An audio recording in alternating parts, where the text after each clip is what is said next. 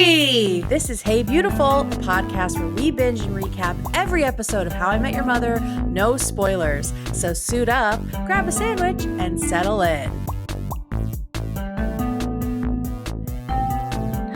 Good morning, Caitlin. Good morning, Kate. How are you? Tired. I would get up so early today. Oh my God, I know. Summer is tough for us, guys, so that's why we're a little late. But good things come to those who wait. Good things do come to those who wait. I mean, we'll get to the biggest thing in just a second, but first of all, thank you to everybody who came to our Subway Wars live watch a little while ago. And congratulations to the two people who won copies of Carter BAYS' new book, The Mutual Friend. Yay. I have to mail those out, but they're coming. So thanks for that. We'll definitely do another live watch later this year because it's always a good time. They're always fun, yeah. But we're going to keep it tight today because this is going to be a very long episode, mostly because Caitlin and I interviewed Carter BAYS.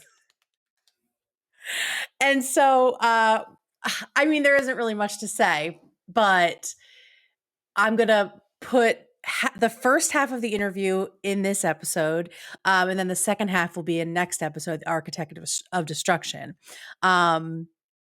We were only supposed to talk to him for like a half hour or so, and it went for, I think, an hour and 15. Yeah. And it was just like, Incredible. he was the one that kept being like, I'm sorry if I'm going too long. We're like, no, please God. Please don't apologize. Tell us everything. All of it. And he had so much cool stuff to say about season 6 in specific, in particular. Like why it happened, why it is the way it is, the structure, the meaning behind it. So lots of cool stuff and tons of talk about his new book, which Caitlin and I both burned through before the interview. And it's so good. It's so good. So that'll be halfway through this episode.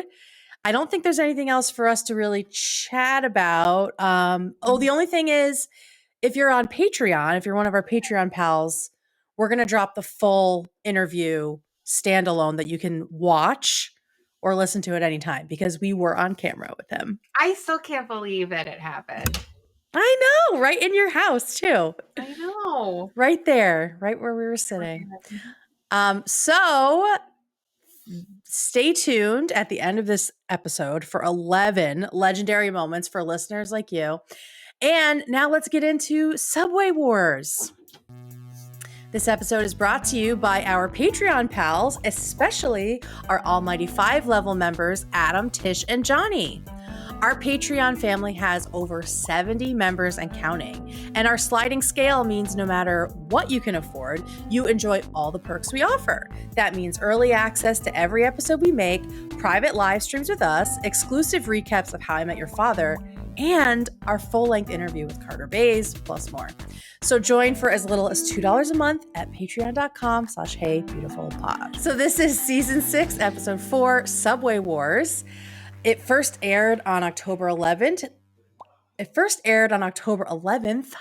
2010. Our writer is one of our faves, Chris Harris, and the director is Pam Fryman. So this is a great cold open. It sets up the whole episode. First, we get Barney, who's staring at a girl at the bar who's been crying. Lily ends up giving him a timeout because he's not being considerate. He actually just wants to bang the sad, defenseless girl. But it turns out that one of Marshall's friends is downtown at a restaurant and he just saw Woody Allen. And if you know anything about New York, Woody Allen, first of all, is a scumbag, but also... We just have to get that out of the way. He is like a fixture in New York. So if you've been to New York any amount of times or if you've lived there, you have probably seen him. I've seen him. I don't know if you have. No, I never have. In your times there. Okay. Nope. I saw him like from a bus, like he was filming a movie. And it seemed cool at the time, but now when you know what you know about him, it's like, woof, gross. So it turns out everyone's really over it. No one really cares about the fact that this guy is seeing Woody Allen, except for Robin, who hasn't seen him yet. But she has seen Maury Povich, which I think is so funny. I've never seen Maury Povich in New York, Same. but apparently he's also everywhere.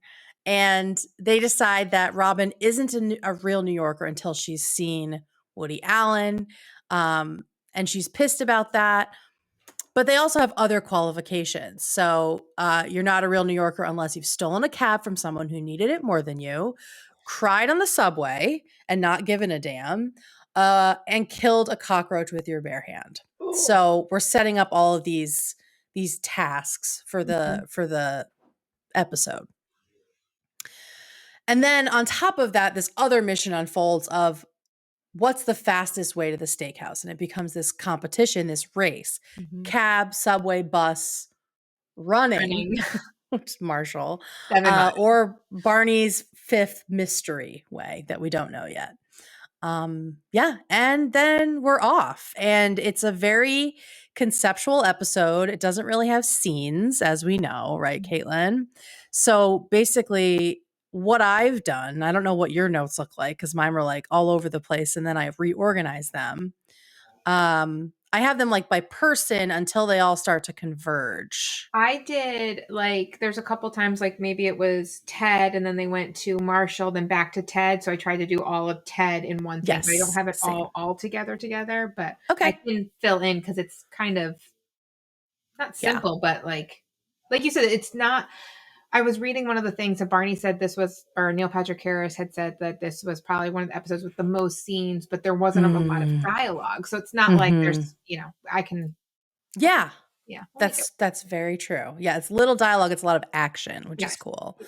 Yeah. So take it away with whoever you want to start with. Okay. Well, I love how we get throughout the episode, like the map of the city and we get all their faces. And I love how the faces change depending on what's going on too. Like when Robin's screaming in the cab, and like it goes back to that face.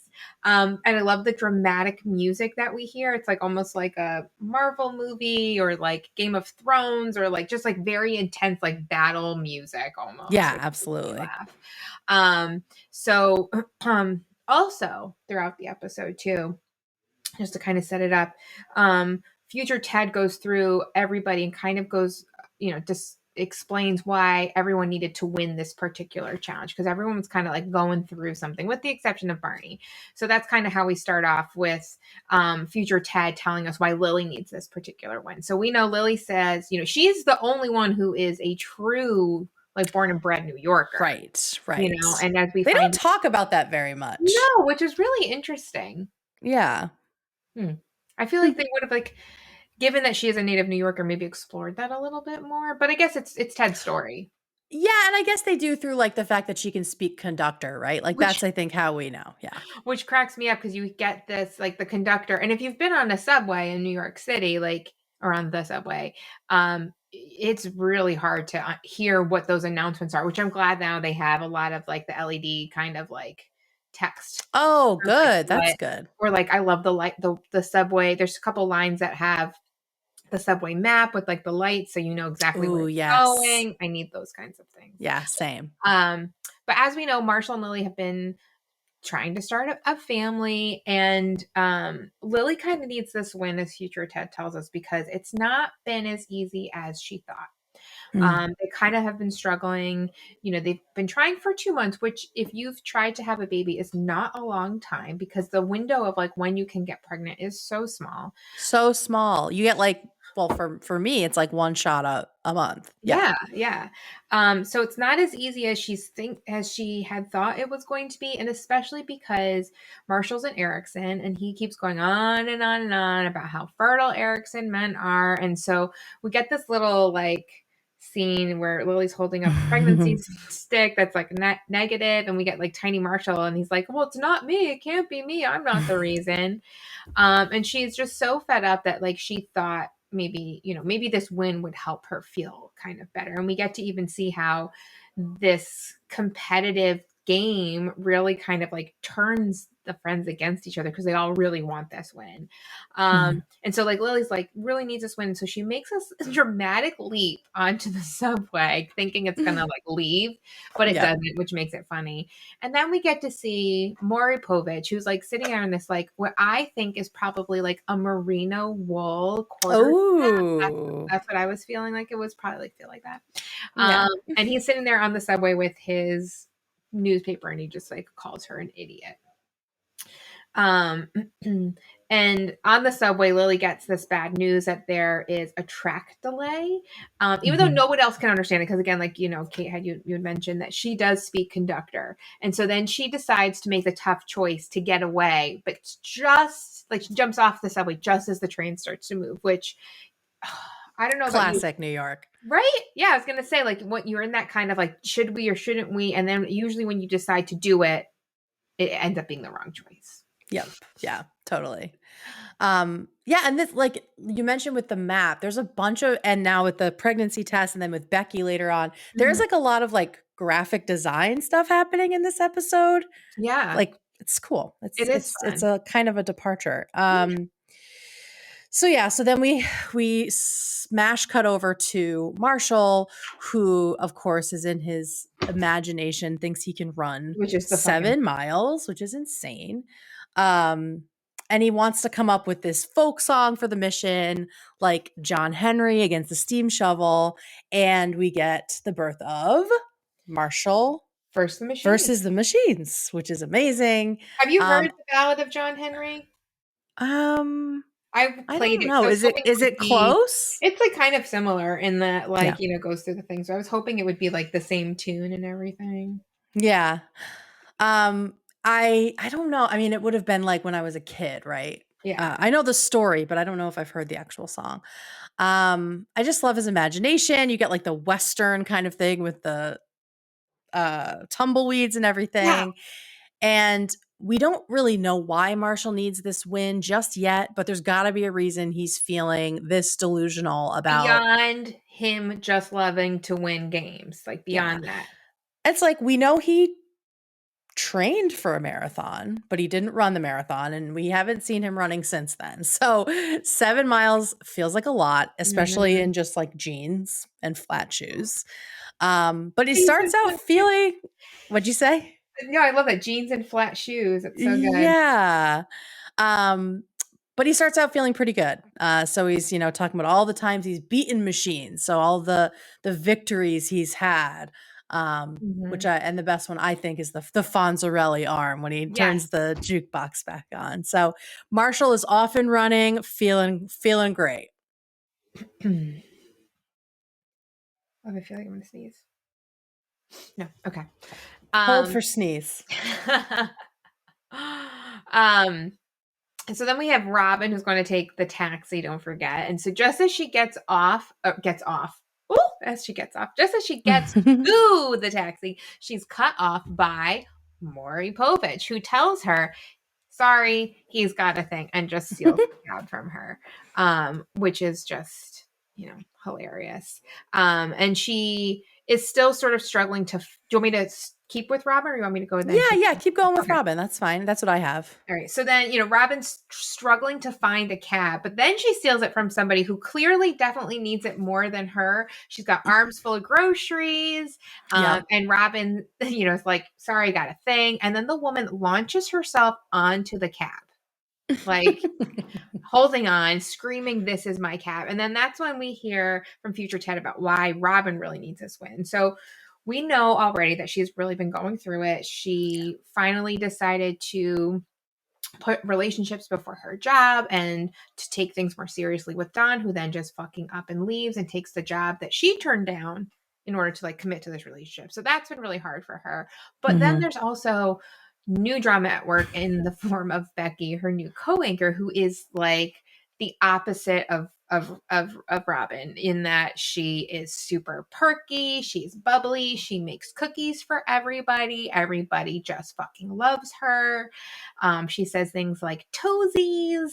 Right. And even it gets to the point where even like the new like graphic design for the show is like Becky's face, and it goes right over Robin like in an overlay.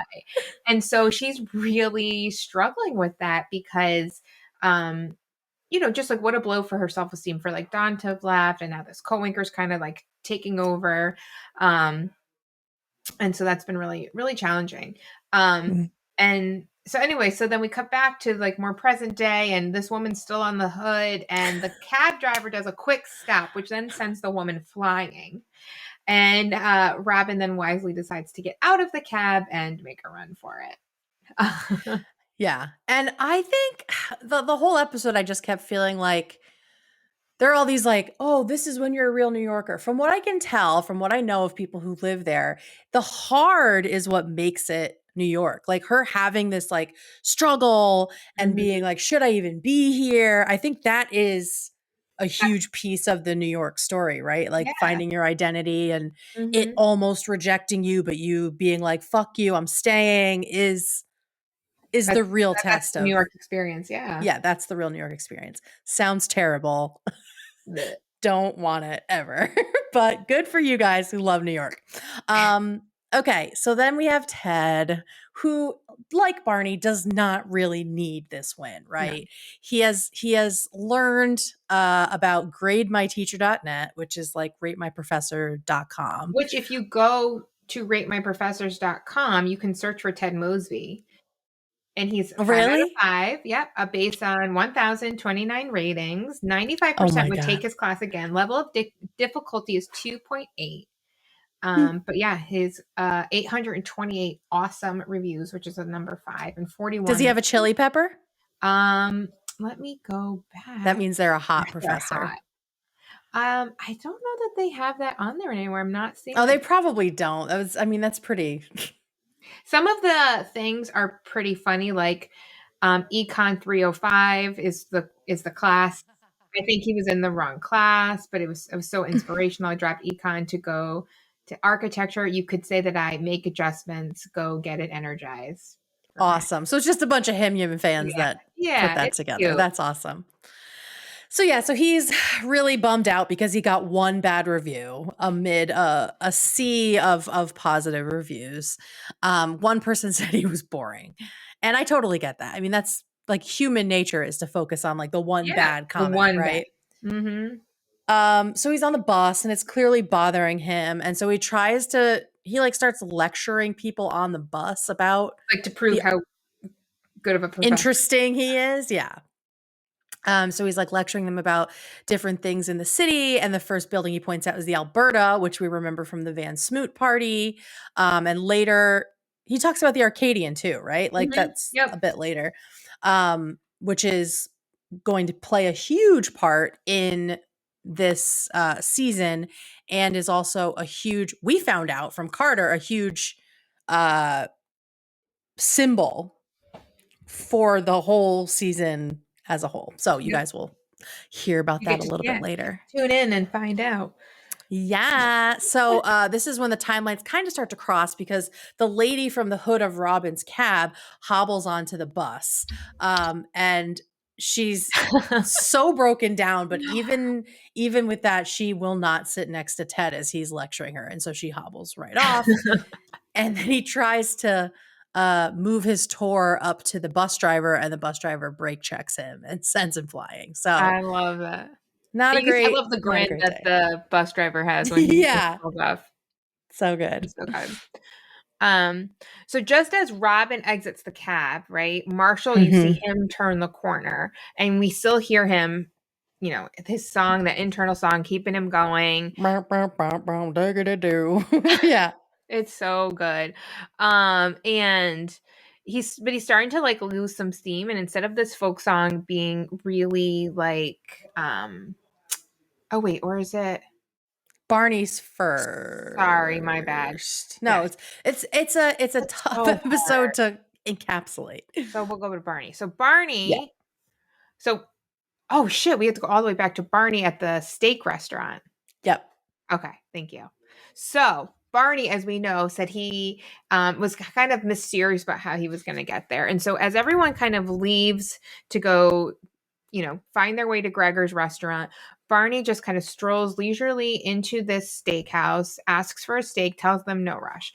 When it finally comes out, he starts to eat it and starts to like choke, make this like dramatic, like medical emergency kind of thing. And he starts to call Elizabeth, which I guess is a reference to Sanford and Son, because um, one of the characters used to often fake heart attacks and would say Elizabeth. So anyway, so then he like nobody's doing anything. And he's just like, very dramatic. And then he just falls. And then they call an ambulance, at which point Barney then breaks the fourth wall and then like winks at the camera. And so that's his idea for how to get to Gregor's, which actually is pretty smart if you kind of think about like take the ambulance, because they're just going to blow through all the red lights and traffic. Except it's a sociopath's idea. Yes, yeah, it totally is. And it's because you're going to the hospital, they're not just going to whatever. Right. Fine.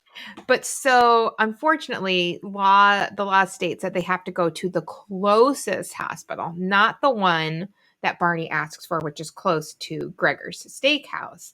And so he ends up going in the opposite direction. And so eventually he just like breaks out of there, makes a mysterious phone call saying he needs some help. And of course, who comes to his rescue but Ranjit? So Ranjit is, they're on their way, they're in the cab on their way to Gregor's. And as they're driving, Barney tells Ranjit to pull over and he says, "Hey, Toots, like, need a ride?" And it ends up being Robin. So Robin hops in the cab with Barney, and she asks him if this is his way of apologizing for being a dick earlier. And I love he goes, "I'm sorry, I never apologize." Of course. So it turns out at the beginning, something we don't see at the beginning of the episode is an exchange between Barney and Robin, and she's trying to have like a serious conversation with him about how she's really been struggling because her and Barney were close and whatnot, and Barney is not paying attention to her. He doesn't think she's being serious. He is just staring at this other woman, and gets distracted by Robin trying to talk to her. He's like, "No, just carrots and peas, carrots and peas, carrots and peas." We get that little interaction where he's just trying to pretend to just like scope out this girl. Yeah, right. And Barney doesn't get it. And so he's like, realizes that she was serious at the bar. And so he's like, "I'm so sorry. I didn't realize like you were serious and wanted to talk." But at this point, Robin's just pissed. And she's like, "You know what? Carrots and peas." And she just gets out of the cab. And you can see on Barney's face that he truly didn't realize she was being serious and that he really missed the cues. And he does feel bad about it, which... Yeah. And I love Robin's line, "This city is starting to reject me like a bad organ transplant." Yeah. And because she's just like just everything she does to try to put down roots, it just like kind of blows up in her face in a way. And so she's really trying to figure out, is this even really where she should be? Is this what she should be doing with her life? Really, like everyone's kind of thinking of this as like a jokey kind of challenge, but for Robin, it's a little bit more serious. And that she's like really thinking about her life and weighing her options. And is this what she should be doing? Because all signs point to no. Right. And it's like, if she doesn't win this, she's not a New Yorker. Mm-hmm. And this challenge could be the tipping point for her leaving. Yeah. Yep. So things are starting to heat up and fall apart, right? So Marshall is fading now, and his song has gotten to a sad verse about all the times he's lost to machines. Shout out to Spice Channel. Yes. Just another reason I know I figured out I was gay very young. And Barney sees him starting to sort of fade on the sidewalk and jumps out after him. And then we have Ted, who's becoming the crazy person on the bus. And, we get future Ted saying, "If you can't spot the crazy person on the bus, you are the crazy person." And everyone cheers and gets off. And then they all run into each other halfway and they all think about maybe just calling it, because obviously if they got to the halfway point at the same time, it's maybe the same distance for everybody. But there are too many people who need this win, so they all take off in different directions for the second half. And speaking of the second half, or the half, I think this is a great time for us to drop in the first half of our interview with Carter BAYS. So enjoy, everybody. Enjoy it. Okay, friends, when we started this podcast 5 years ago, we never would have dreamed we'd get the chance to interview our guest today.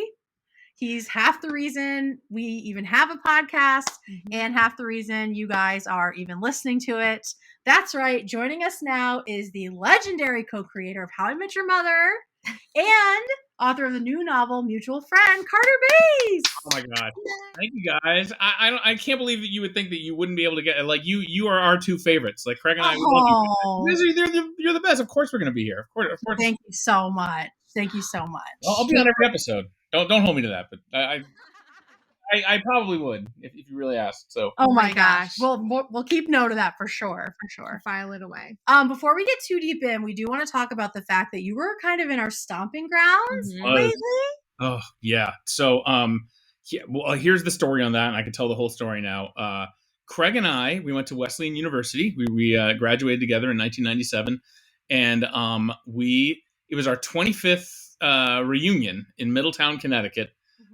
This May, and as what started as a goof and turned into a very, very serious endeavor that took over our lives, we decided to get our old band back together from the college days and play a 3-hour set of all like 90s cover songs from like our time when we were in college. We put so much work into this thing, and it was so much fun to do. And the message I'll say right up front, the lesson of this story is just enjoy the craft and don't worry about the finished product, because we had so much fun getting it ready. And then the Friday before the show, the show was on Saturday. I got a positive COVID test, and I had to, I had like a sort of, I'm the singer in the band. And I had like a sore throat, and it was devastating. I can't imagine you how devastating it was, because we were so ready to do this, and like I just couldn't. And like really like debated, like, are we at the point in this pandemic where like a guy with COVID can get up on stage and sing? And then of course no. The answer is no. In the moment you're like, maybe I could, because I really wanted to, but so instead I got a hotel in coastal Connecticut, because I knew that coastal Connecticut was pretty, and I knew that I needed to like hole up in one spot. Yeah. And so I holed up in one spot for and I actually got one positive COVID test the whole time, like the second day of it, and then I was negative from then on. It was a very, very quick one, but because I had to abide by the FAA suggested, they say 10 days before you get back on a plane. So it was supposed to be just a weekend trip to Connecticut, and it turned into 10 days in coastal Connecticut. And but it was great, because by like day 7, I was like, all right, I can go outside and I can go to like a takeout place and order takeout. I went to Abbott's Lobster, and holy smokes, that was really good. So good. That was like, it was worth the devastation just for that. Yeah.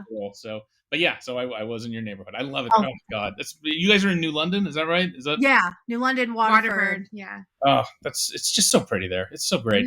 You were on or you posted on Instagram the ferry picture, and I'm texting Kate. I'm like, I'm on the beach. I'm watching the ferries go by. I was like, maybe Katie's on that one. Oh my gosh! Wow. Yeah. It's definitely one of those places that, like, because I've moved away. I'm in Massachusetts now, but I never cared about it growing up. I was always like, I can't wait to get out of here. But now every time I come back, especially in the summer, I'm like, damn, I was lucky. Yeah. I was lucky. New England summers are pretty special. There is really something magical about it. I think having kids was what kind of awoken it for me too, because like there's so much fun stuff for kids. Like when we lived in New York, we live in Pasadena now.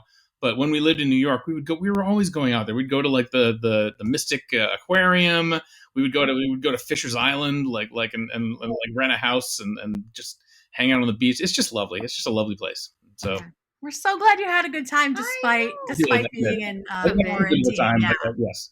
Oh man. Yeah. Well, you just did a huge AMA on Reddit, and I know most of those questions were about How I Met Your Mother. So we're just going to direct our fans to that AMA because there's just so much there, and you literally just answered like all the questions that I think a lot of people are thinking. So we're done. I'm logging off. I guess we got it. So yeah, we're good. See you later, guys. Thank Bye.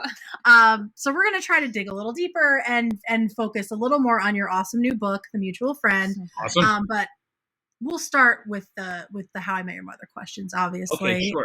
Can I just up front? We talked at one point. We're talking season 6. Is that? Yeah. Okay, great. Yep. I love that season, and I love talking about it. It's so good. Fantastic. Thank you. So most people who write into us and tell us how much they love the show, they talk about watching it like 20, 30, 100 times over and over again, right? So I'm just wondering, for you, what is it about How I Met Your Mother that makes it so bingeable and so comforting for so many people? Oh wow, that's it's a lot of things all at once. I think I always think just like starting with the cast. We just got such a great cast. Like the more I've tried to make television shows since How I Met Your Mother, you realize that like you never go 5 for 5 like that with like 5 amazing just people who like and like not just that they're talented, but that they were all happen to be, you know, intersecting at just the right moment in all of their careers to do this show at this time in 2005. Like it just that was the biggest thunderbolt of the whole thing, I think. And also, you know, Craig and I we really set a few like guiding principles that we stuck to, which is like make it about love and make it a positive show that is hopeful and feeds people's soul. Like don't it was at a time when a lot of comedy was very edgy and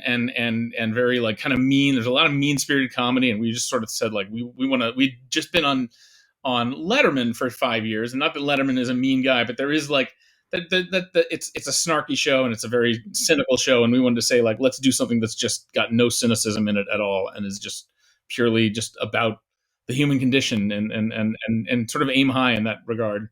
And we also, I'll say another little thing is that we stuck to this idea of like, don't do topical humor. Like we were really, I mean, just from doing, you know, writing for Letterman was 4 years of like, you open the newspaper and whatever is on the front page of the Post, that's what you're doing comedy about. And so but then we'd go home and we'd watch episodes of Cheers from 20 years ago and love it. And so we sort of like set the goal for ourselves, like, let's make something that 10 years from now, we won't be like, what was that? Was that a reference to something that I'm supposed to know about that I've now forgotten? So, we tried to make something timeless. I think timelessness was always like at the forefront of our minds. Like anytime we were in the writer's room, like saying yes or no to certain jokes, like even if it makes us laugh, like we tried to be as timeless as we could be. That's so smart. Yeah. Just make it more evergreen. Something Kate and I love about the show too is that we loved it when we watched it when we were younger, and now the older we are, the more we appreciate it in like different ways, and like different scenes resonate with us in different ways, and I think that's been really cool. Yeah, like as you grow, the show changes, and you appreciate different parts of it, like pieces that maybe upset you when you were younger, like the ending for some people, you suddenly understand them as an adult, right? Because you have more loss in your life and you just sort of understand sometimes things change and they don't go back to the way they were, but you still, you know, have this path forward. So, I totally agree with that. Yeah. Okay. I think that's like good books and good TV shows and good movies. They what's the expression? It's like they read you as much as you read them, you know, and they really like you check in them. Like I have a few favorite books that when I check in on them I've checked in on them in different times of my life, and it's been a completely different experience. So that's very nice to hear. I'm glad that our show did that. What are your favorite books that, if you care to share? I mean, I always say Ulysses, and I always I roll my own eyes at myself. I was gonna say, okay, Ulysses. It is like a very somewhat secret, not too secret, but like my like secret obsession is like that book, and I read it all the time. The book I was just thinking of actually was a book called Masters of Atlantis by Charles Portis, which is a great like somewhat. I don't want to say he's unknown because some people, but it's not like a name that, I mean, I hadn't heard of him when I read it, and like he's the guy who wrote True Grit, which is also okay. cool. But Masters of Atlantis is this really funny book about it's about sort of the Masons, but it's like an alternate Masons that's like called the Nomons.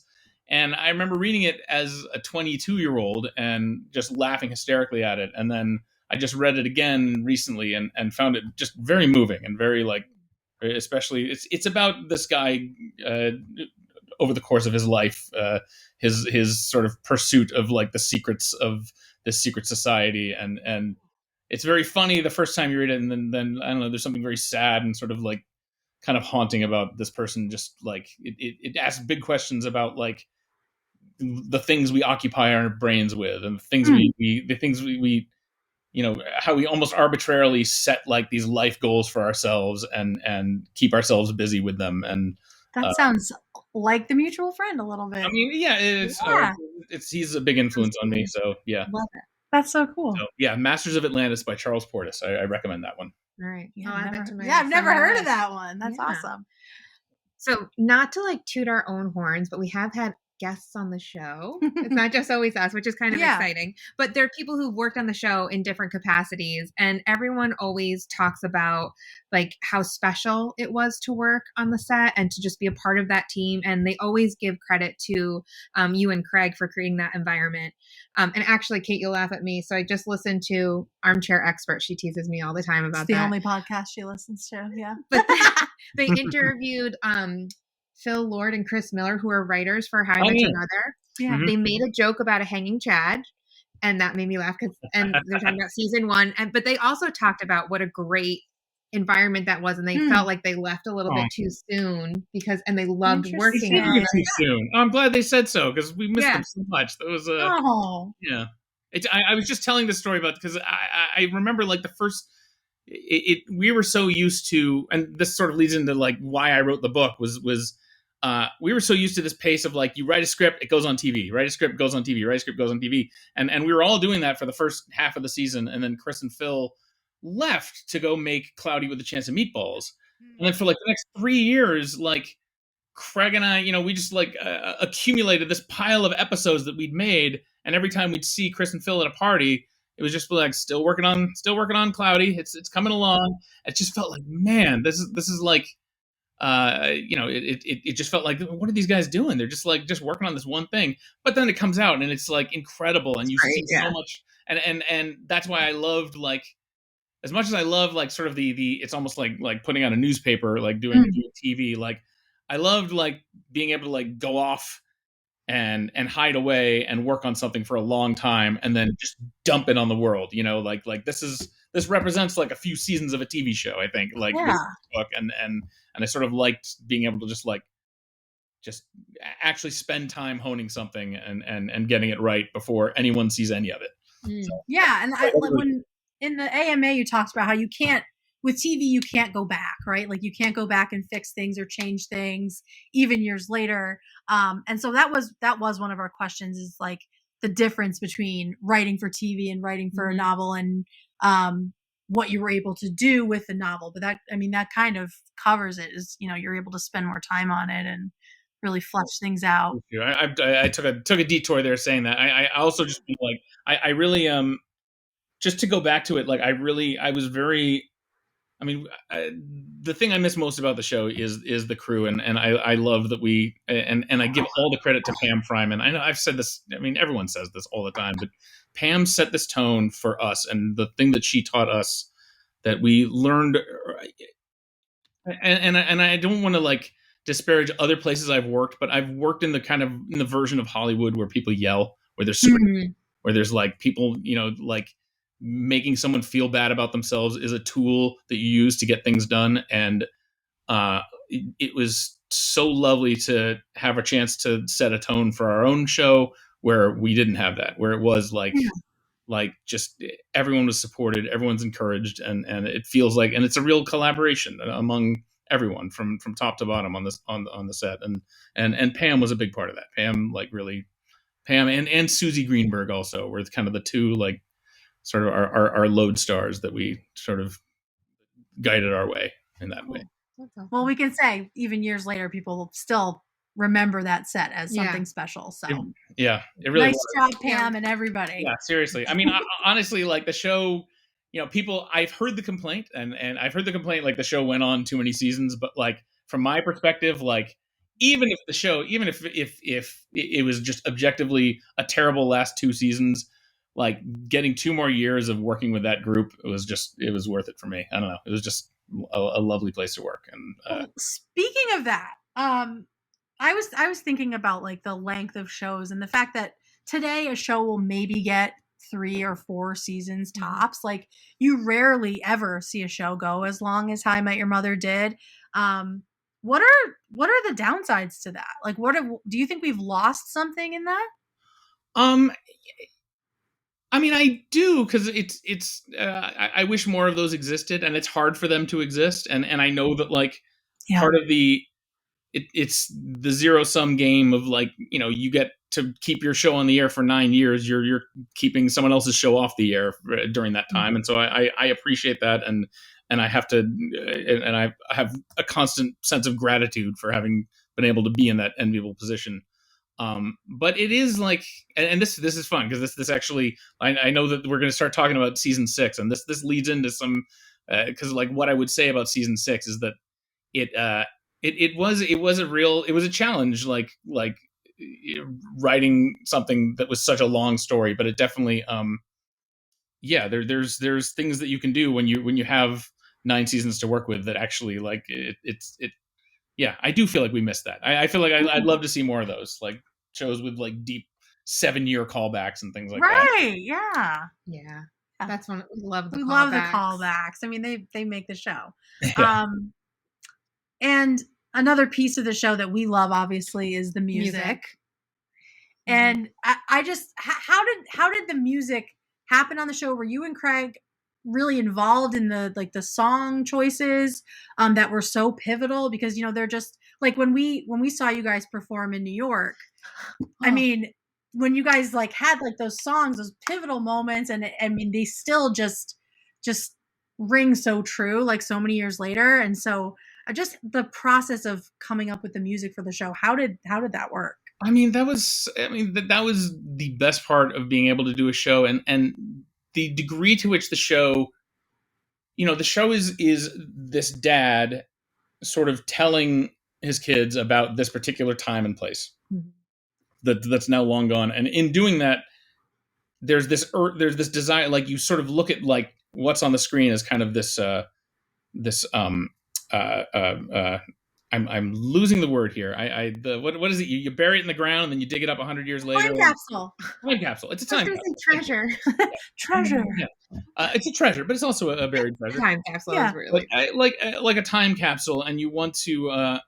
And I think Craig and I kind of approached the show that way, in that we wanted to, like, use, like, we knew, like, this is our shot. Like, we're not gonna, we're not going to do another 9-year series. We're not going to, like, have this kind of opportunity again. And so there was a feeling of, like, let's get everything we love all into one show. And a lot of that is in the actors and the actresses that we got to work with. I mean, getting to work with Bob Odenkirk and Chris Elliott and Kyle MacLachlan, like people who are our heroes that we just, like, have always, like, we really ticked off every box. And in that regard, and also just the music, like, we really loved being able to, like so many of the music choices had to do with the thought process of, like, what would be a good song here? Oh, Skyway by the Replacements. We haven't had a Replacement song on the show. We have to have Skyway. Like, there has to be one Replacement song, because it's, like, the most important band to me. They're like my favorite band of all time, and I have to get one Replacement song at least in there. And I think we did, like, a couple, actually, in the end.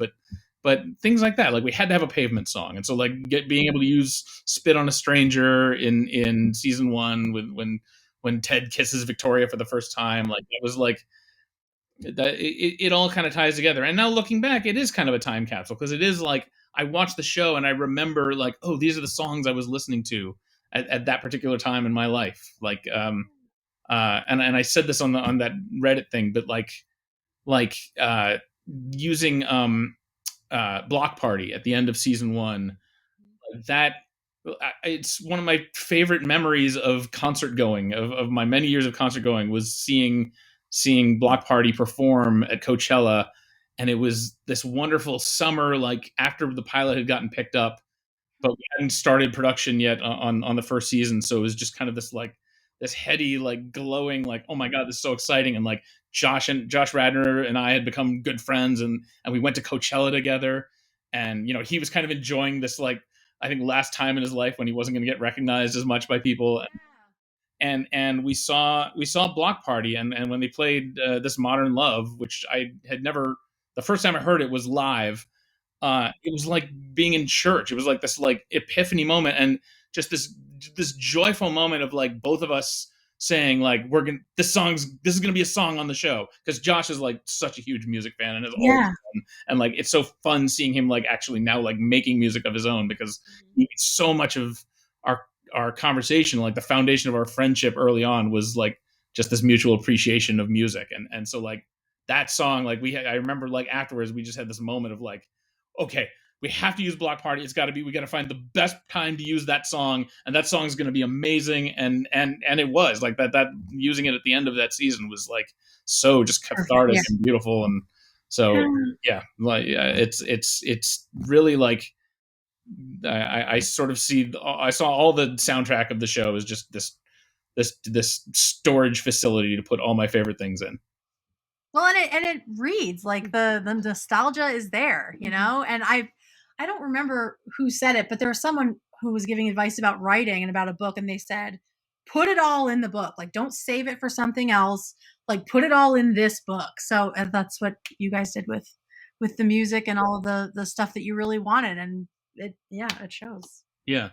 I feel like Josh Radnor actually told me. I think he attributed this to Tony Kushner, but I may be getting this completely wrong. But that this approach to writing that is like, it's like making a lasagna, where you like you say, you put it all in there and then just squish it down by editing and taking out anything you don't need and squish it down until it's just this very like rich, full thing that like has so much in it that you love, but it's only 3 inches of still digestible, even with all that in it. Lasagnas are a labor of love. Yeah, they take a long time to make. True. So this question kind of makes me giggle a little bit. So you've talked about how Ted is kind of loosely based on you, especially in like your younger years. Is there a real life Clint? A real life Clint. I'll tell you, have you guys talked to Craig yet? Has Craig done his episode? No, not yet. Oh, ask Craig that question. Okay, all right, we'll save that one.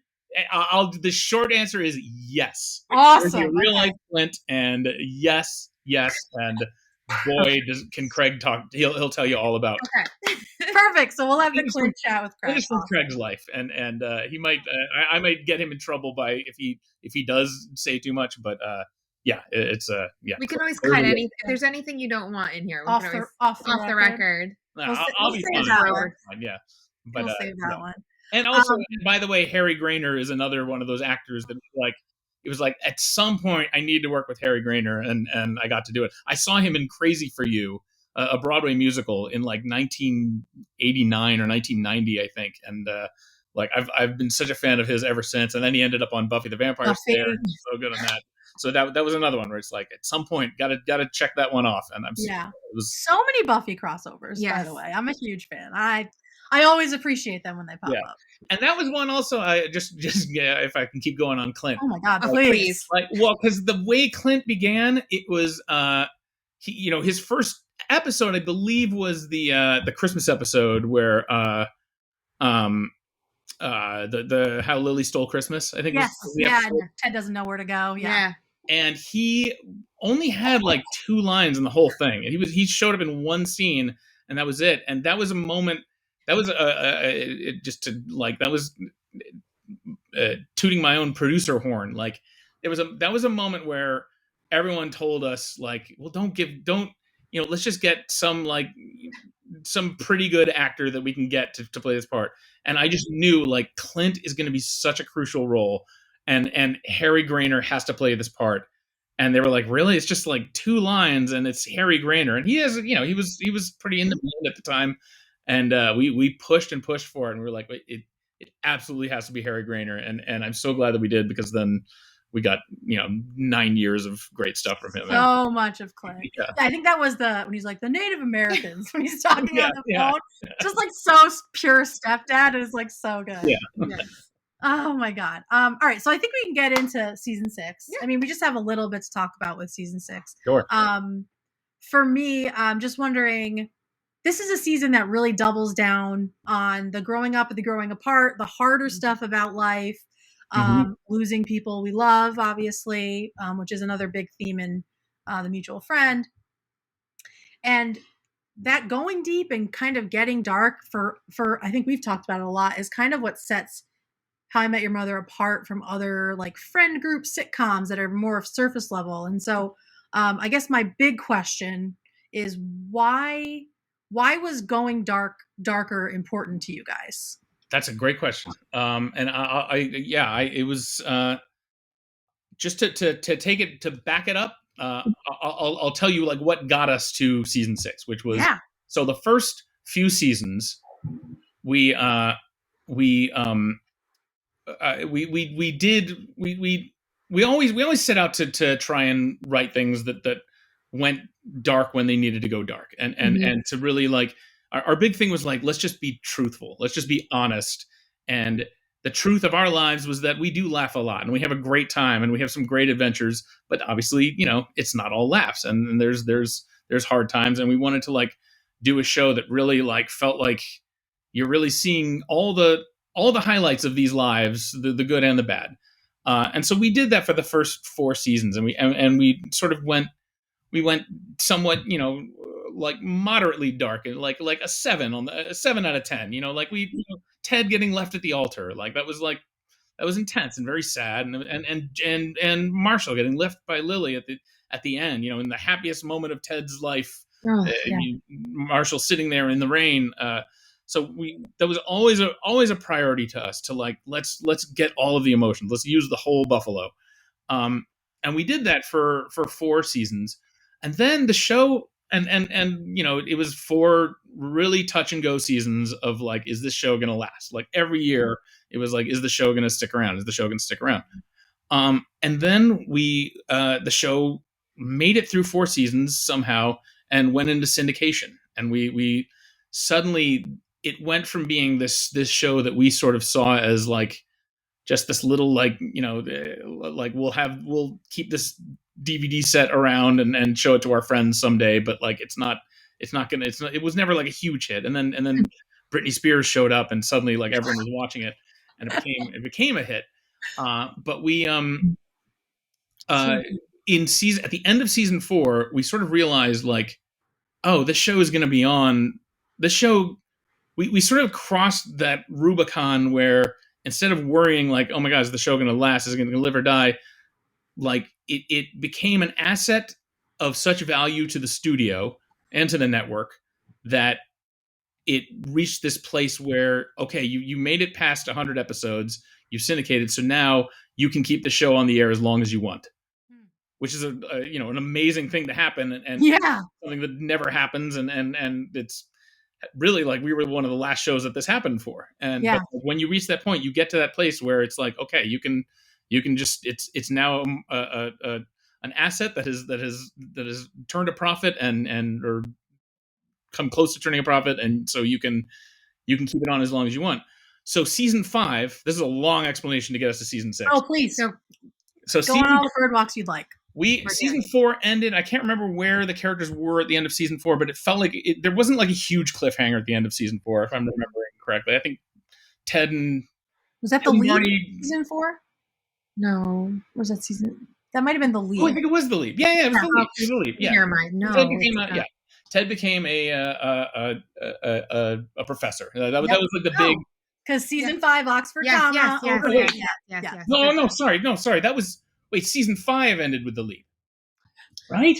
Oh, No. So Season 4 ended with the leap, and then season 5 opened with Right. Ted. Season 5 was Doppelgangers. Okay. Yeah. Oh, yeah. Season 5 ended. Doppelgangers ending. Okay. All right. Well, Let us tell you about your show, Carter. No, you guys know way better than I do. Just pod-splaining, Yeah. Pod-splain away. No, it's yeah. It's so fun. It's fun because it has been long enough that like I watch these shows now and I don't remember any of the jokes, and it's like it's kind of delightful to be able to like see it enjoy it because I really don't. There's so much I don't remember, which is fun.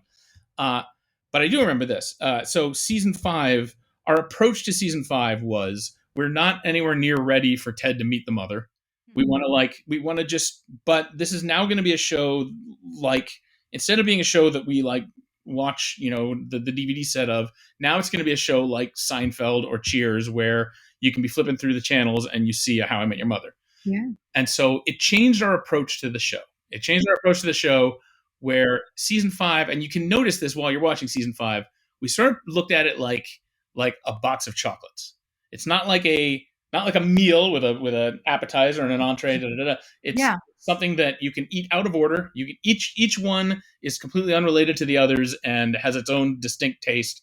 And there was a lot of like I think the cigarette episode was that year, and the fight episode. We did a lot of episodes that were like focused on one thing, like fighting, like okay, let's talk about fighting, or let's talk about smoking, or and I think rabbit or duck was there was so many episodes that I loved that season. But it was a very low stakes season with a lot of like sort of like just kind of floating from episode to episode, filling out the like let's do these. This is our time when we're going to be able to do these kind of episodes, so let's do these kind of episodes. So that's what season 5 was.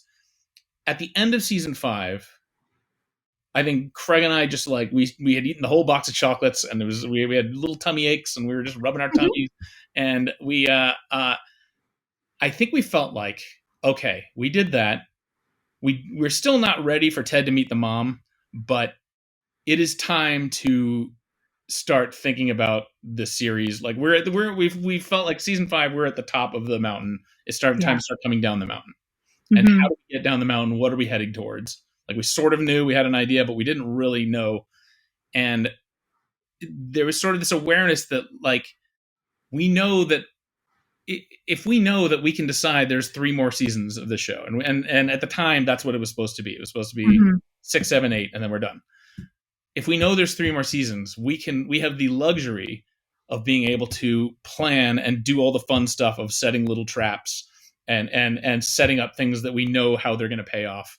Yeah. And that was what gave birth to the bookends of the season, of season 6, of starting the season with we're at a wedding and somebody's getting married. Yep. Someone's wedding. Yep. And as soon as we sort of locked into that, we realized like, oh my God, that's going to be the wraparound for the next 3 seasons. And we're going to see like, and then everything kind of fell into place. We were like, okay, it's going to be Barney and Robin getting married, and Ted's going to meet the mom at the wedding. We sort of like, we figured that out. We figured out like she's a wedding guest or she's someone there, but that's like the important thing about that moment is not that Ted gets married, but that he's going to meet his future wife at this wedding. And then like all the other, the things about like, oh, she's, we said early on that he wants to marry a girl who plays bass. Mm-hmm. Let's pay that off and like have her be a bass player. Okay. She's in the band at the wedding, and everything's sort of filled in from there. And so we sort of knew like, and this, and I remember just the joy of like Craig and I like coming up with this, because it really felt like we had like forgotten that we're telling a big story, and like being able to like suddenly like dive into it and say like, okay, let's put this up on the board and like let's see how this would unfold over the next 3 seasons, which was tremendous fun. And you're like knowing like the end of this season, the end of season 6, we're finding out it's Barney's wedding, and the end of season 7, we find out it's Robin's wedding. So it's like, oh, okay, so that means season 7 is going to be the question of who's Barney marrying, and that's going to be fun to explore, and we're going to have a lot of fun with season 7 doing that. Mm-hmm. So that was sort of like, that set the, like we had suddenly the tent poles of the 2 clothespins in the line of season 6. Like it starts with Ted's at the wedding. He's nervous. We don't know whose wedding it is, and it ends with it's Barney's wedding. So then it was like about filling in like what happens in the 24 episodes in between that. And now I'm going to get really like, I'm going to get nerdy for a second. Please, We're here for it. Please Yes. do. And tell me if I'm being too long-winded, because this No! You have a captive audience. This is your time. podcast. So there's no like, we don't have to like cut away for a commercial. Like, Nope. someone's not going to come in and take over in a half hour. So we Nope. I told my husband, We are- son, quiet, leave us alone, no noises. We are low budget. We are self-produced. Go Yeah. for it. Yes, my We're in son's my basement. playing his Nintendo Switch right now, and he's Absolutely, he's in Hyrule fighting Ganon. So, okay. So I had just read the book Brideshead Revisited. My wife is a big Brideshead Revisited fan. She loved like the BBC series, and she loved the book, and she got me into the book. Like, she had the book lying around. I thought, oh, I'm going to read this, and I read it. It's a great book. And Brideshead Revisited, it starts with this epigraph. I can't remember the word for it, but like, it's like a little quote at the beginning of the book, and it says, it's a quote in Latin, and the quote is "Et in Arcadia ego," which I didn't take Latin in school, and so I was like, "Oh, et in Arcadia ego." I wonder what that means, and that led me down this Wikipedia rabbit hole one night, and I learned that that's the name of a painting. There's a very famous painting by Nicolas Poussin, a French painter. It's called The Arcadian Shepherds. And it's these shepherds who are like just out in the countryside having fun, playing their lutes or whatever, and drinking some wine and just having a good time. And in the middle of the painting, there's a little gravestone that says "Et in Arcadia ego."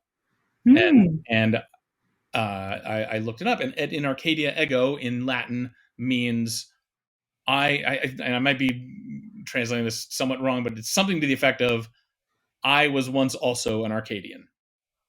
The idea being like, hey, you shepherds who are having fun and having this light, wonderful afternoon, I was exactly like you, and now I'm 6 feet under in this grave. Whoa. And it's and that led me down this Wikipedia. I was an English major in college, but I never learned any of this stuff.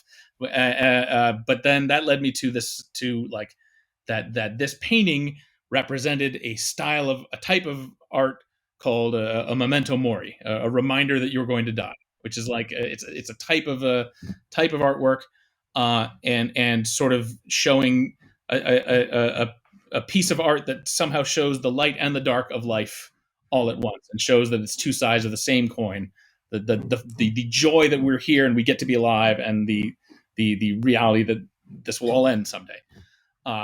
I read all of that, and I just felt like I want to do one of those. I want to do season 6, and then I told Craig about this, and he immediately started having a million ideas, and was like, yes, okay, we're gonna do that. So season 6, it was like, okay, season 6 is our memento mori season.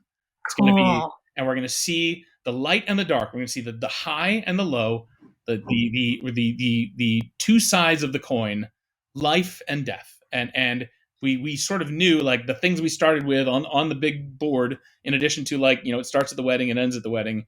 We knew there's going to be a death and there's going to be a new life. And so we knew and we had already established Bill Fagerbake as Marshall's dad, and we loved him, and we thought and we sort of thought God, if Marshall lost him, that would be devastating. Yeah.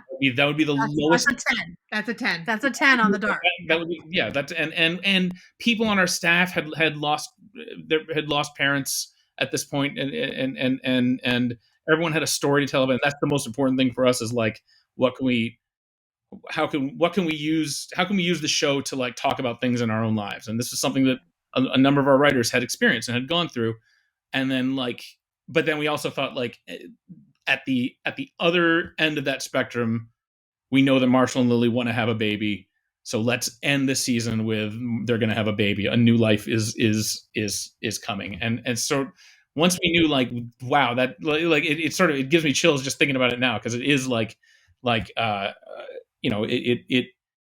it was a very heady season to be writing, because we knew okay, we're really going to be aware of the fact that we are headed to a place that is going to be as dark as the show has ever gone or ever will go. And then we're heading to the happiest ending we could possibly have, at the end of it, where Marshall and Lily finally get this thing that they've wanted, and yeah, everything else filled out from there. And now that I've just told that whole story, like things like the Arcadian is the name of the building. That's a reference to that. I believe, in fact, I think in the first episode, what's the actress's name? I'm blank. I think Rachel is the name of the character, but I'm blanking on this actress's name. The actress sitting at the bar when Barney in the first episode. I think am I remembering this right? She's the girl from the OC. What's her name? Oh, Rachel Bilson. Yeah. Cindy. Yeah, Cindy. Not yeah. Oh yeah, Rachel's. Yeah. Okay. So Rachel's her real name. Yes. But she's reading a book, and the book she's reading is Brideshead Revisited. Oh, that's right. Yes. It's all like my little way to okay, I'm gonna. Cool. I love it. Yeah, but yeah. So that was that's the story of how season 6 came to be. So thank you so much, Carter, for that interview. I still can't handle that it happened. Like for days afterwards, days. It hasn't really been that long. It's been like a week. But Chris was like, "Yo, you did that! Like, it's Lily Kate did that." Yeah, and if you haven't gotten his book yet, it's The Mutual Friend. It's incredible. It's intricate. It's funny. It's touching. It's everything you love about How I Met Your Mother and a lot more. Yeah, so like, range of emotions. Like I said to Kate, I was like, I finished the book and I was just like gutted. Like I just was sad it was over. It made me feel super emotional, especially towards the end of it, and just like all the things. There's darkness in there. There's lightness in there. There's joy. It's just. It truly is a wonderful book. And we are just so grateful that Carter spent so much time with us. Yeah. And catch the second half of the interview next week or next episode. So in 2 weeks. Yeah. Unless you're a patron, then you can enjoy the full episode. The whole thing right now. Yeah. All right. So back on the subway, Lily heads down and so does Robin. And they're just like one subway car away from each other. And Robin's sitting there and some guy's like giving her eyes, giving her a face, and she's kind of like, and she looks behind her and it's a poster and there's Becky's big ass face. And she just like goes into a rage and starts clawing at the poster, ripping it down. And of course, when she does that, what's underneath? A poster of her and Don. And then she just starts to cry and she's like crying on the subway. So again, one of those other New Yorker things. And then she tells everyone, I think she's like, bite it or something like that. Bite me. Yeah. And so that's the other piece of like her not caring about it. It's like she didn't give a damn. And I saw this that said that the font used every time like Robin like checked one of those boxes, the font is called New Yorker. So I didn't fact check that. It was like a Google Light search, but I feel like it tracks, they would just so she's just like crying. She's all upset. Lily's also on the subway and she's about to get off. And then she sees Robin who's upset. And so she comes in and she has a heart-to-heart with her. And she's telling Robin is, again, confiding in Lily about how she feels like maybe this isn't a place for her. She's, really just kind of done with this city and she really needed this win. And she was hoping that it would kind of turn things around. And Lily kind of convinces her that like, you can't leave because if you leave, then I'm going to leave. And, we love you and you have to stay and all of that. And as she's talking, there's an announcement. And then Lily realizes that they're on the wrong train. So she gets off. And as the doors close, you see this like other side of Lily, this competitive streak. And she tells Robin, she's like, I'll be there for you. Like, I promise, sweetie. But like after this contest, but you're on the wrong train. So suck it. And then the doors open again. Lily does not know the train as well as she thinks because all day long she's been failing. I know.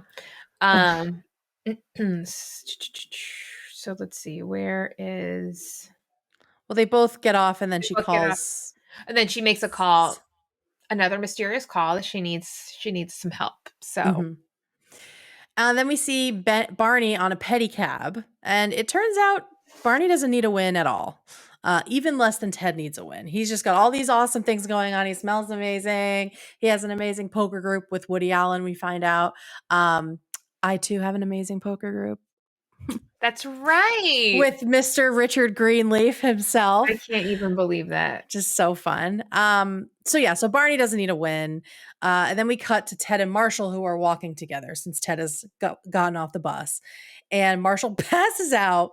And I think this is my legendary moment. He wakes up with the calculator guy in his face. Hey, buddy, wake up. He's like, the machines have won. The machines have won. He's so scared. And I love it because, like, seeing somebody in a calculator costume in New York City, it's not like something like that just could happen. And the fact that it's a machine, the fact that Marshall like, it's just so good. Yeah, it's very like Planet of the Apes, it feels like, right? So it turns out we finally find out why Marshall needs a win. He is also stressed out about the baby stuff, and he feels like his body has been failing him, which is just adorable after trying for 2 months. But of course, he and Lily have not talked to each other about this. They're just both feeling bad on their own and assuming the other person isn't feeling bad. And so they really need to talk about it. And Ted's like, you've only been trying for 2 months. God, get over it. And then Marshall's like, okay, well, you only have one bad review. And it's like mediocre, not even bad. And you're designing a building. So you also don't need this win. So we're kind of slowly finding out that most people, just about everyone besides Robin, doesn't really need this win. Yeah. And then Lily pulls up with Ranjit and grabs Marshall into the cab. And at this point now, Barney has gotten a pedicab, and the person who's pedaling is going too slow. So he makes the man switch with him, that person. Then they get in the back, and then Barney starts pedaling. Because he needs this win. He's gotta win. And eventually gets to this point, and it's Robin, Ted, and Barney, and they're all running together. And you had said this, I think, during the live watch, like watching the actors run. Yeah, that's true. This whole episode is a lot of theater kids running, right? It's like, these are not athletes. Yeah. And I always just think about that when I see actors running in any context. It's like they're running in molasses a lot of times. They just don't have it. They just don't have the athleticness that you might see in like someone who actually does sports. Who actually has run before. Yeah, it's a lot of arm pumping and not a lot of forward motion. Although Robin flies. Robin goes pretty fast. She does. But like Ted, not so much. Yeah. Not so much. Right. Just theater kids and exercise, Yeah. So as they're sprinting, Ted and then Barney fall down, and then Robin is able to then get to the restaurant first, and she is elated. Like, oh my God, I can't believe this. How did this even happen? Oh my God. And then future Ted tells us, well, this is how I think it all really went down.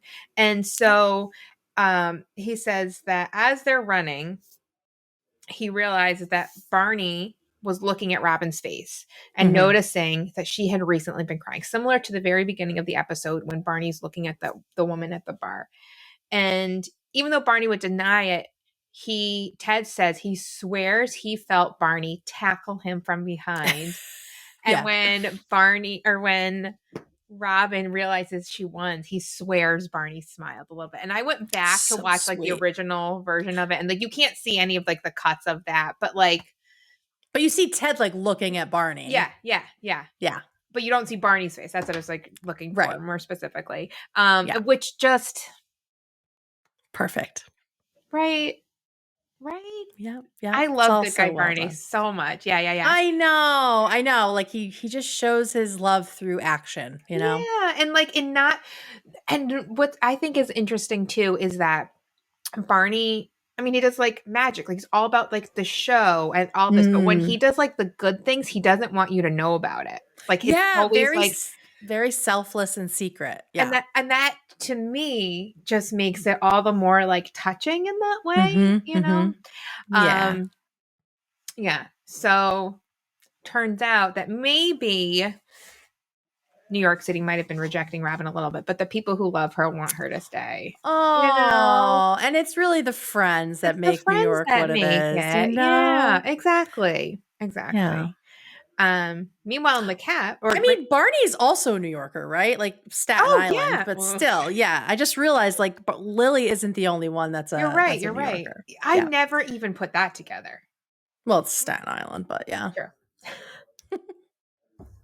Anyway, back to the The car race. with Yeah. Yeah, So in the cab, it's Lily and Marshall and Ranjit, and they're still going hard because at this, playing with time and all of that, the contest isn't quite over. And so they both kind of realize that they've been trying to be very confident and positive for the other one, but they haven't really talked about like how they're really truly feeling, and how they both have been a little bit worried. They both have been a little bit nervous, but then like Ted had pointed out to Marshall, like they've only been trying for 2 months. And Right. they talk about this idea of like the cradle list and all the things that they still have left to do before they have a baby. And when they get pregnant and when Lily's pregnant, that's going to be awesome and amazing. And they're going to love it, but they want to enjoy all the bits leading up to it because they're not going to be able to do all these fun child-free things anymore in the same way that they were able to, and like that same sort of like carefree, nothing looming over your head kind of mentality. And so they start talking about all the different things that they haven't done yet. And they decide that fuck the contest. They're going to start checking things off that cradle list and they're going to go to Coney Island. And so they tell Ranjit to go to Coney Island. I forgot. I don't think I said it, but like Marshall in the beginning, he's like, Lily, like you were ready to run Ted over. Like he was telling Ranjit to like hit them so she could win this fucking contest to prove she's a real New Yorker. Like it really had like warped her. Yeah. Needing that win. But like you said, we come to realize nobody really needs the win because Marshall and Lily have each other, to like kind of fall back on in this hard times. And they have that. Whereas, Robin did need the win. Robin needed it more than anybody else. Yeah. Yeah. So then we cut to the restaurant and it turns out Woody Allen was actually Maury Povich this whole time. So somehow Maury Povich is just magic. We're not going to get into the logistics of how he was both at the restaurant and everywhere else in New York at the same time. Scene, walking a dog with the Xbox, sitting on the bus, on the subway. Yeah. So he's everywhere and also here, which means that Robin still hasn't seen Woody Allen, and we find out she will see him in a few months, but she does kill a cockroach with her bare hand, and she's also on a date. Yeah. Like it seems like she's now on a date with this Max guy. Yeah. And enjoying herself and being like, yes. And she has this huge New York story to tell, right? Yeah. So she's telling Max about the day and just having a really good day, which she really needed.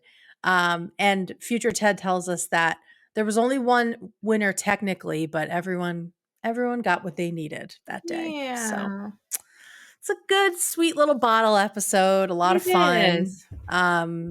It's, one of those episodes that you can kind of drop in almost anywhere, but it kind of needed to hinge on, they made it hinge on Robin needing the win, right? Yeah, and I think like whoever needed the win, like they could have like manipulated the storyline to fit it, but it's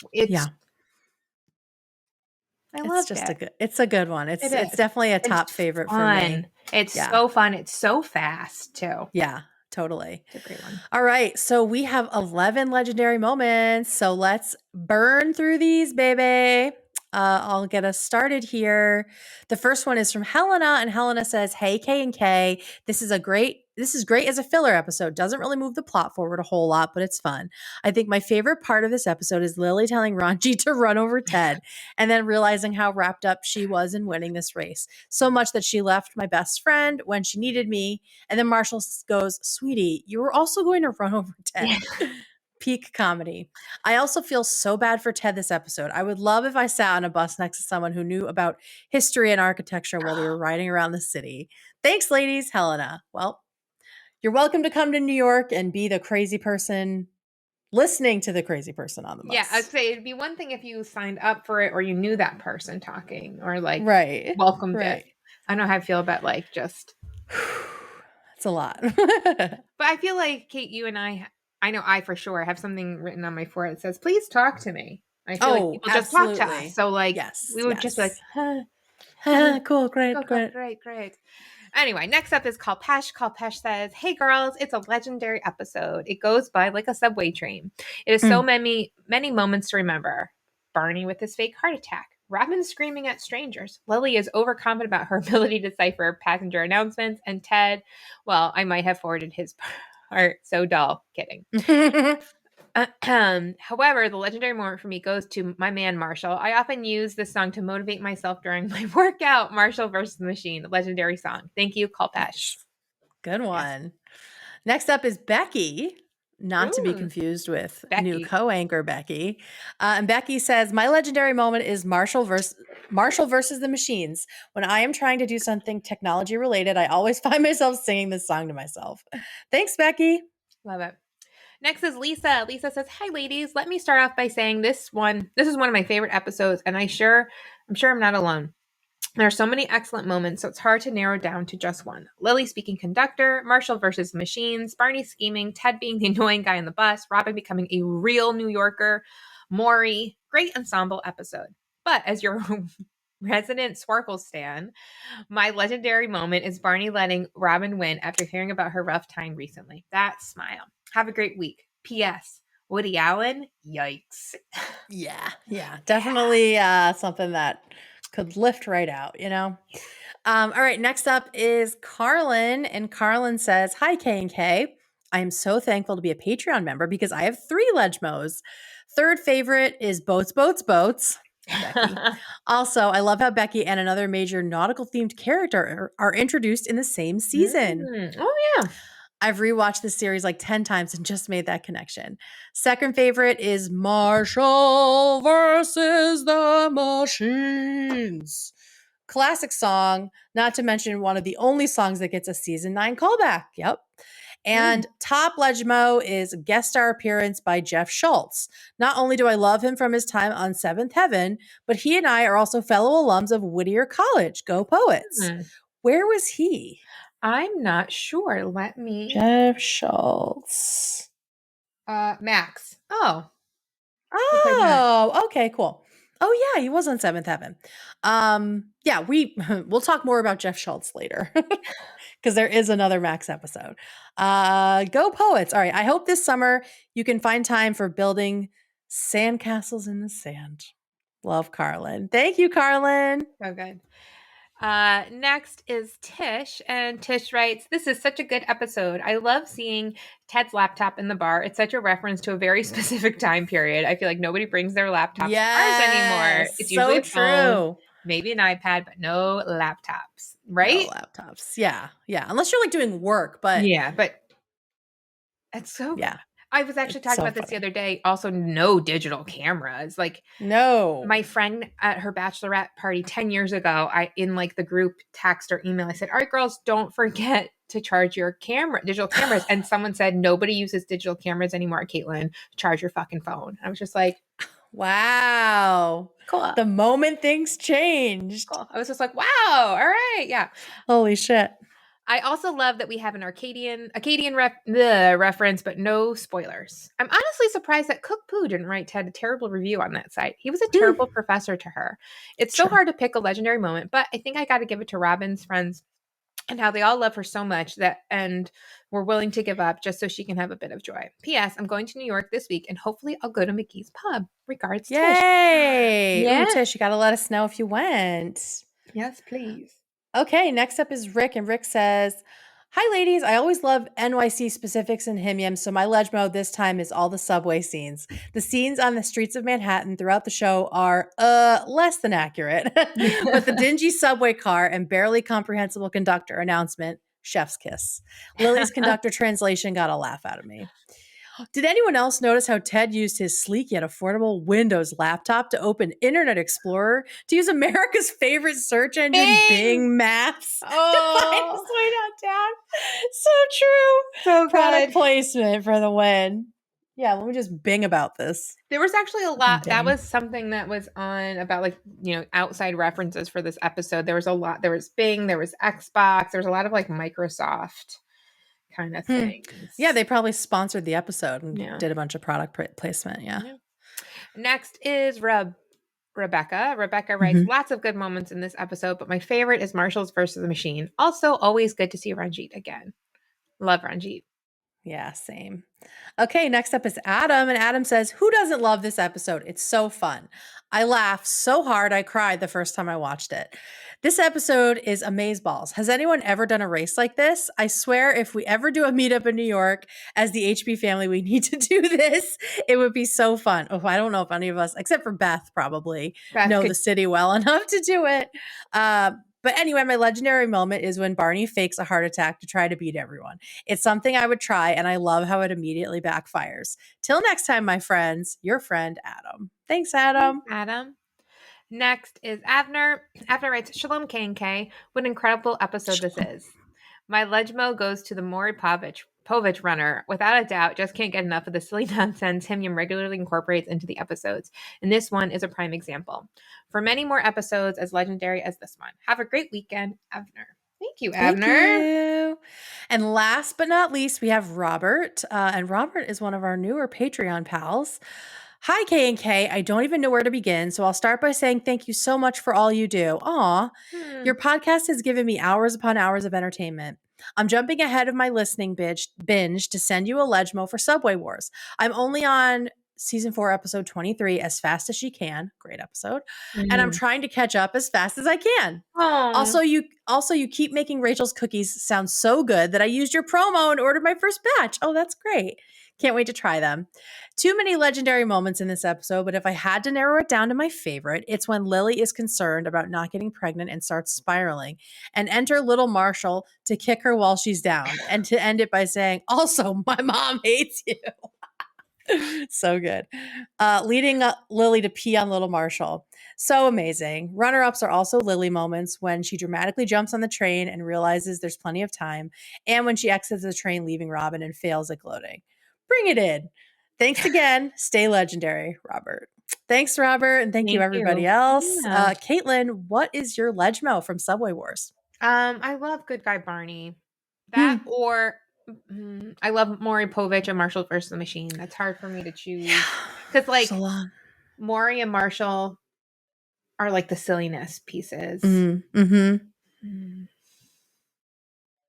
Can you narrow it down, or do you want just all any three? Any of those. Top 3. That's totally fine. That's all I can do today. For me, it's Marshall versus the Machines, but specifically the Machines of one. Because I say that all the time. So, that's gonna do it for us. Thank you again to Carter BAYS. Oh my God. Loved the first half of the interview. You're gonna love the second half. It focuses a lot on his book. And we will see you all next time for the second half of that interview, as well as Architect of Destruction, which right now I don't really remember what that episode is about. But is it the introduction of our favorite hat wearer? Yeah. All right, I just hate the fucking hats. Yeah, it's the hats, guys. We'll get into the hats. We've got plenty of time for that. Thank you, everyone, for listening. Send your legendary moments for Architect of Destruction to heybeautifulpodcast@gmail.com. As Caitlin always reminds you, make sure you put the name of the episode in the title of your email. If you loved this recap, please leave us an Apple Podcast review so more HIMYM lovers will find the show. Be sure to subscribe wherever you listen, and we hope you'll come back next episode. Because it's going to be legend. Wait for it. This has been Hey Beautiful with your hosts, Kate Gorton and Caitlin Turner. Our intro-outro music is by Owl All. Bye.